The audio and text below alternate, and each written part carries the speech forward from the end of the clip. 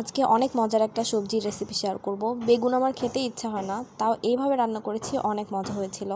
পেঁয়াজ কুচি করে কেটে নিয়েছি, রসুন, আদা আর কাঁচামরিচ সাথে জিরা বেটে নিয়েছি। গরম তেলে তেজপাতা এবং শুকনা মরিচ দিলাম, সাথে দিলাম জিরা এবং কালো জিরা। তারপর পেঁয়াজ দিয়ে ভেজে নিয়েছি। পেঁয়াজ ভেজে নেওয়ার পরে আলু দিলাম, তার মধ্যে গোলমরিচের গুঁড়া এবং লবণ দিয়ে নিলাম। এভাবে কিছুক্ষণ ভেজে নিয়ে এর মধ্যে বেটে রাখা মশলা দিয়ে কিছুক্ষণ কষিয়ে নিচ্ছি। অলরেডি অনেক সুন্দর অ্যারোমা বের হওয়া শুরু হয়েছে। এর মধ্যে আমি একটা সস দিয়ে দিচ্ছি, এটা গার্লিক অ্যান্ড পেপার সস। দেখেছিলাম যে আমি রসুন অল্প দিয়েছি, সো এই সসটা দিলে অনেক বেশি মজার হয়, ফ্লেভারফুল হয়।